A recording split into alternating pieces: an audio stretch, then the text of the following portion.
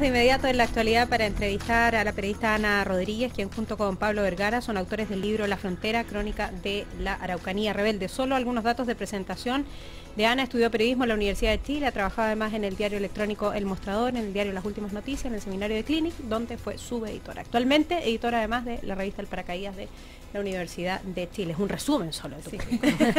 Bienvenida, Ana, ¿cómo estás? Muy bien, muchas gracias por invitarme. Hola, Gracias Ana, por buenas acompañarnos. tardes. Pablo está por llegar. Sí. Viene en camino, así que en cualquier minuto se integra, que es el coautor de este libro, que es un libro de crónicas periodísticas, de una investigación periodística a propósito de la realidad de la Araucanía, Sí. de la realidad mapuche. De la realidad mapuche, pero no solo mapuche, sino también de toda la región, digamos.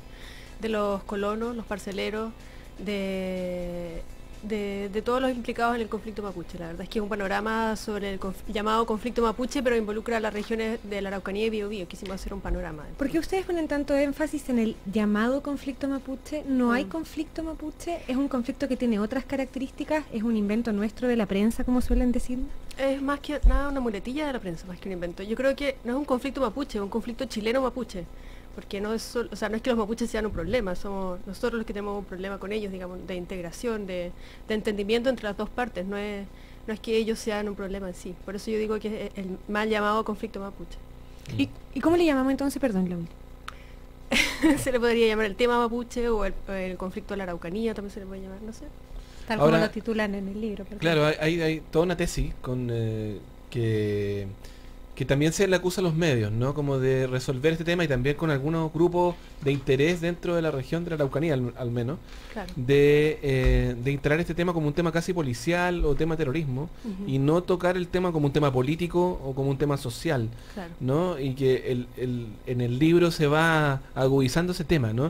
Sí. El tema de que ahora, por lo menos con el nuevo intendente Huenchumilla, hay un montón de gestos y lo único que hace es como tensionar más y friccionar más ese asunto. Sí. ¿Cómo se recoge eso desde porque ustedes hicieron una investigación bien larga, ¿no? Sí. ¿Cómo se va recogiendo de a poco esa cañuela? Bueno, estuvimos 3 años investigando y viajando hacia la zona. Entonces nos fuimos encontrando con diversos personajes, con gente del Poder Judicial, del Poder Político, gente que había sido víctima de atentados, gente que fue parte del grupo de la CAM, por ejemplo, gente mapuche que es alcalde de Tirúa, por ejemplo, como Adolfo Millagüe. Entonces, son varios elementos que vamos recogiendo y como conformando un poco este panorama actual, que nuestra idea principal era que no se mirara desde Santiago, por eso la importancia que le damos a viajar, porque la mayoría de la gente de la Araucanía piensa que las soluciones vienen siempre desde Santiago y no representan a las demandas realmente de lo que ellos están esperando de parte del Estado chileno. Entonces, hace falta, yo creo, ponerse en ese lugar y escuchar un poco. Claro, Huenchumilla ha hecho hartos gestos, pero también existe mucha desconfianza parte del pueblo mapuche, de partida porque él es un político, no es un dirigente mapuche. Entonces, existen las desconfianzas que son históricas, que por algo se han generado también. Claro, es muy interesante, Ana, lo que te preguntaba la Paula, porque googleé conflicto mapuche, parece así, ¿no? Y nos habla de este nombre con el que se denomina desde el retorno de la democracia. Es un dato muy importante. Desde el año 90 este conflicto protagonizado entre las comunidades, las organizaciones mapuches y el Estado de Chile debido a la ocupación de la Araucanía. ¿Tú te quedas con alguna visión después de esta elaboración de entrevistas, de la escritura del libro? ¿Quiénes han perdido en este conflicto? ¿Quiénes han ganado en este conflicto? Y más importante aún, y esa reflexión me interesa de sobremanera, si a la gente, a la ciudadanía, a los chilenos, a los santiaguinos, a los ariqueños, les interesa o no este tema, porque lo que siempre discutimos en los medios de comunicación, ¿es interesante o no es interesante? En el sentido de que la gente quiera escuchar sobre esto, o quiera dar la vuelta a la página y pasar de eso de largo. Bueno, yo creo que nos hemos sorprendido con este libro porque particularmente yo pensaba que era un tema que podía no interesarle mucho a la gente, que era un tema muy de nicho, que quizás no era muy atractivo, pero por el contrario nos hemos sorprendido porque hemos sido, bueno, el hecho ya que estoy en la radio acá contándoles de qué se trata y a todas las radios que nos han invitado, hemos estado en la televisión, el libro se está vendiendo harto, entonces como que hay un interés muy grande, también en las redes sociales se ha compartido mucho, entonces sí, yo creo que es un tema que a mucha gente le preocupa y que siempre ha costado mucho abordarlo porque no se sabe por dónde, mucho desconocimiento, a uno mismo en el colegio no le enseñaron bien de qué se trata. que eso tiene que ver con una política del Estado también, lo que te enseñan y lo que no te enseñan en el colegio, hay una parte que se obvia por algo. Entonces, claro, yo creo que sí, hay mucho interés. Ahora, quienes ganan y quienes pierden, hay hartos que ganan y hartos que pierden. Pierde siempre el pueblo mapuche. Siempre. Yo diría que casi siempre. Pierden también los parceleros, los colonos que están ahí, que son también víctimas en cierta forma del Estado porque llegaron hasta allá sin conocimiento de lo que estaba pasando. Y bueno, yo creo que perdemos todos los chilenos también como país en no poder pensar en una integración, otra manera de pensar el Estado, donde podemos dar participación a otros pueblos que también que se autodefinen como pueblo y que se quieren autodeterminar políticamente también. Ana, ya que lo mencionaste como parte de los perdedores a los colonos, a mí me llamó la atención en el libro que ustedes mismos se sorprendieron de encontrar este actor que no iban a buscar, que es los parceleros, claro, los colonos quienes llegaron ahí sin saber lo que estaba pasando en Chile en la época en que llegaron sus abuelos o sus padres. Primero eso, y lo segundo, ¿qué diferencia este libro de otros tantos que se han escrito sobre el pueblo mapuche, para no decir el conflicto mapuche, sí, o el conflicto de la Araucanía? Esas dos cosas. Primero lo de los colonos, que me parece súper interesante, sí, que ustedes lo hayan descubierto como un actor, porque antes no fue un, sí, actor. Igual es impresionante que lo hayamos descubierto, no es que lo hayamos descubierto, la cosa es que se le pone muy poca atención. Lo fuimos descubriendo y bueno, nos encontramos entre medio el atentado a los Lusinger, que son colonos también. Que fue el que los vuelve a poner en la palestra y en alguna, claro, parte ustedes dicen fue el que le quitó como la hegemonía sobre este tema al pueblo mapuche, claro, como la legitimidad que tenían en esta lucha. O sea, no sé si les quita legitimidad, lo que pasa es que el pueblo mapuche siempre había aparecido como víctima y en este caso aparece por primera vez en el banco de los acusados de los victimarios. Entonces, claro, ahí cambia un poco la perspectiva. Es como una excepción dentro de esta regla que se había mantenido. Claro, es un escenario particular que se da, yo diría, por primera vez y produce también quiebres dentro del movimiento, produce varias cosas interesantes. Y bueno, el tema de los parceleros sí, es bastante interesante, es un tema que se ha ignorado, ellos ahora están más organizados, están sacando más la voz, los gremios también. Ellos dicen mucho que se sienten como el jamón del sándwich en el conflicto entre el Estado y los mapuches. Y bueno, son voces que también hay que escuchar y por eso nosotros, claro, nos fuimos sorprendiendo de cómo esto ha sido también invisibilizado mucho. ¿Y quiénes son esas voces? ¿Cuándo compraron esas tierras? ¿Son legítimos sus derechos? Son varias, hay de varios tipos. Hay gente que son chilenos que fueron enviados a colonizar cuando se fue realizando la ocupación de la Araucanía después de 1880. Y hay inmigrantes extranjeros que también fueron invitados por el Estado chileno para empezar a producir en esas tierras. Ya. Yo no sé, voy a volver un poquito atrás con la otra pregunta que te había hecho. Yo no sé si ustedes ven la diferencia de este libro con otros tantos que se han escrito, sí, sobre el conflicto, en que le dan voz en primera persona a tantos actores, ¿no? A los colonos, a los mapuches, a la CAM, a Yaitul, a carabineros que están desplegados en esa zona que generalmente también son bien invisibilizados y lo pasan muy mal. ¿Es esa la gran diferencia de esta investigación con otras? Yo diría que una gran diferencia es que este es un acercamiento desde el periodismo, es algo que no habíamos encontrado nosotros en los libros, por lo menos que se hacen en Chile. Nosotros nos documentamos mucho para hacer esta investigación. De hecho, tiene un montón de referencias históricas. Leímos mucho de historia, leímos, bueno, José Bengoa, los chilenos que trabajan el tema, también trabajamos con los intelectuales mapuche que están trabajando mucho, haciendo mucha producción. Y claro, no había un acercamiento desde el periodismo, por lo menos chileno, hacia este conflicto y creemos que era un tema que estaba pendiente para nosotros. ¿Y ahí están pagando ustedes de alguna manera una deuda que tiene el periodismo con ese tema? No sé si la pagan por todos nosotros. Estamos tratando de enmendar un poco eso. Sí, yo diría que hay una deuda ante el periodismo y eso es como un pequeño, una pequeña grano de arena. Una de las grandes críticas que tiene este tema es el terrorismo como forma, ¿no?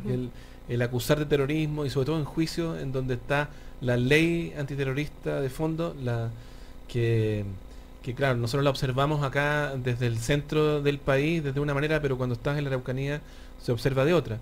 Aquí vemos a los fiscales como una especie de paladín en la justicia, o cuando estás en la Araucanía el fiscal tiene otra concepción. ¿Qué pasa con la resolución de los temas a nivel judicial? Porque también aparece mucho de estos temas, ¿no? Como esta especie de llevar a juicio la ley antiterrorista. Por todos lados se empiezan a meter el Estado como judicializando todas las cosas. ¿Qué es lo que pueden... ¿Cuál es tu sensación después de haber lanzado un libro? Bueno, yo creo que es una insistencia de parte del Estado chileno de estar judicializando, criminalizando una lucha que es bastante justa de un movimiento social político, digamos. y creo que está bastante probado que el hecho de judicializar todas las causas no trae ningún fruto, no trae nada bueno para ninguna de las partes. La ley antiterrorista se ha criticado de manera internacional. En la Corte Interamericana de Derechos Humanos ha emitido juicios contra el Estado chileno. Hay dirigentes que se han pasado muchos años en la cárcel sin tener que estar en la cárcel porque han tenido juicios que han sido injustos, han tenido testigos protegidos, son juicios que no son como los que estamos acostumbrados en Santiago, digamos. Entonces, sí, yo creo que es un gran problema el estar criminalizando constantemente, porque es un tema que no se soluciona con más carabineros en la zona, no creo que esa sea la salida, digamos. Ahora, pero también dentro de eso, es curioso digamos, la nueva concepción del pueblo mapuche, porque también tendemos a la caricatura, ¿no? Tendemos a ver a un tipo pobre y un tipo con poncho, no tengo idea, como claro, flojo y como alcoholizado, un montón de cosas. Sin embargo, mapuche, esto me lo decía mi amigo Pedro Cayuqueo, por ejemplo, el mapuche es el cajero del banco, es el tipo que te atiende en el restaurante. Mapuche somos todos, digamos, en el fondo. Y esa división tan potente, yo creo que resuelve un montón de cuestiones sociales donde no queremos mirarnos, digamos, ¿no? Pareciera que el conflicto de la Araucanía es una cuestión que pasa mucho más allá que conflictos como el de Palestina, por ejemplo, ¿no? Que nos parece más cercano y gente marcha acá por eso. Sí. ¿Cuán despegado está una cosa que decía la Sole al principio? ¿Cuán despegado está este conflicto del resto de la ciudadanía? O sea, cuando ustedes iban de viaje y volvían, es como, ¿realmente es otro país? Sí, yo creo que realmente es como un poco otro país. Está muy lejano mentalmente, digamos. Estamos cerca, pero estamos muy lejos de entender lo que pasa allá. Y yo creo que es una cosa que pasa en general en Chile, que es lo que hemos hablado hace mucho tiempo del tema de la descentralización. Es un país muy descentralizado, con regiones muy diversas, regiones que tienen distintas necesidades y que la solución probablemente no venga desde la capital, digamos. Sí, yo creo que es como un tema generalizado en el país. Ahora, la Araucanía tiene esta particularidad, pero cada región tiene la suya, yo creo. Entonces, sí, es como un tema de país completo, ¿no? Ahora, lo digo también porque en el CAM, en el CAM había mucha gente que venía de Santiago, ¿no? Sí. No era gente incluso nacida y criada en Santiago, pero que va a la lucha en el Gualmapu, digamos. Claro, es que en la juventud hay un movimiento de redescubrimiento de la cultura mapuche y la identidad mapuche. Hay mucho mapuche urbano, la gran cantidad de los mapuches viven en las grandes ciudades, y hay un redescubrimiento de la identidad, y eso hace que o se integren a la CAM o se distinguen a distintos movimientos, o trabajen en recuperar la lengua o en las distintas culturas, distintas expresiones de la cultura. Entonces, claro, es un movimiento social más complejo que involucra también a las ciudades. Por eso hay migración ciudad-campo también. Oye, estamos conversando con Ana Rodríguez, una de las autoras, junto con Pablo Vergara, del libro La Frontera, Crónica de la Araucanía Rebelde, para que se entusiasmen y compren el libro. Ana, preguntarte lo siguiente: hace un tiempo tuve la posibilidad de participar en un seminario súper interesante donde se mostró el caso de los indígenas canadienses y de cómo se había resuelto esa problemática y de cómo hoy día iban en años luz prácticamente nosotros en la resolución de conflictos que tenían que ver con la energía, con el recurso hídrico, etcétera. Casi como un modelo ejemplar, ¿no? de lo que había sucedido en ese lugar. Y si como conclusión le queda a uno dos cosas. Uno, que habían sido fundamentales los liderazgos indígenas en esa zona, en conexión con lo que te pregunta Marco. Y lo segundo, que necesitaban de fuentes de ingreso importantes también para poder ejercer este liderazgo. ¿Hay algo de eso hoy día en la Araucanía, en la cultura mapuche? ¿Hay liderazgo claro? Sí, yo creo que hay liderazgo. Igual ha habido harta persecución a esos liderazgos, por lo tanto cuesta que se vayan armando de nuevo, porque yo creo que en los 90 hubo harta desarticulación de esos movimientos. Sí hay liderazgo y sí hay propuestas de autogobierno, de poder armar instancias de participación del pueblo mapuche dentro de cada región donde tienen mayoría o gran proporción. Creo que sí hay que ponerle atención. O sea, el pueblo mapuche desde los años 90 viene más o menos hablando de la autodeterminación. Hay propuestas serias, no se trata de independizarse del Estado chileno, sino como de formas administrativas nuevas, digamos, de administración política nueva. Entonces sí, yo creo que hay, y hay que ponerles atención, porque no es como algo que vaya a desaparecer, yo creo, al contrario, es algo que se va revitalizando con el tiempo. Y que está vivo. Sí. Eso te iba a preguntar, porque nosotros desde Santiago tal vez hemos puesto mucho énfasis en los movimientos sociales, particularmente del 2011 para adelante. Sí. Los estudiantes, la gente empoderada contra los proyectos energéticos, movimientos medioambientales, pero parece ser que la causa mapuche parece ser nuestro gran conflicto y nuestro gran movimiento social permanente. Sí. Pero hay un movimiento social ahí que no para, que no ha parado en todo este tiempo, y a ese movimiento social sí que no le hemos dado, parece, el cauce, al menos para que se resuelva. Claro, se le ha impedido mucho dar el cauce y además es una deuda de los dos lados, digamos, de los chilenos por darle participación, por ponerle atención, y de los mapuches por lograr un poco transformarse de ser un movimiento social a un movimiento político con mayor fuerza, que logren encontrar la representatividad, que logren movilizar más, como aglutinarse, digamos. Pero, por ejemplo, un candidato, ya que nombraste a Pedro Cayuqueo, la otra vez conversamos con él, un candidato presidencial mapuche, ¿podría cambiar algo las cosas? ¿Podría darle ese canal a ese movimiento social, o algún otro parlamentario? O en Chumilla, no sé, estoy pensando... Bueno, había candidatos presidenciales, Aucán Wilcamán fue candidato. Lo sé, pero en este momento, Aucán Pero Wilcamán también fue era candidato en los otro 90 cuando contexto. era un contexto, claro, distinto. Pero ahora... Ahora no sé, no creo que yo debiera estar levantando candidatos presidenciales mapuches, es algo que tiene que venir de ellos, no de nosotros. Esa es la diferencia. No, a lo que voy es si precisamente. podría cambiar un poco el curso el cauce de la demanda, el cauce del movimiento, tener una representación. Yo creo que el cauce del movimiento puede cambiar más si, por ejemplo, en esta discusión que vamos a tener de nueva constitución, hacemos que participe el pueblo mapuche, por ejemplo. ¿De qué manera? No sé de qué manera, no sé cómo se Cabildos hace la abiertos. nueva constitución. Nadie pero sabe todavía. Nadie lo sabe, pero sí con algún tipo de participación real, me imagino. El pueblo mapuche está por la autodeterminación, que significa tomar sus propias decisiones respecto a lo que va a pasar en su territorio. Y eso yo creo que sí se debe tomar en cuenta en un proceso constituyente. Claro, pero la Paula plantea un prisma que es cierto, o sea, la representación del movimiento estudiantil finalmente se vio reflejada hoy día en el Congreso, parece ser la única puerta de entrada y de salida como para que realmente estemos ahí presentes, ¿no?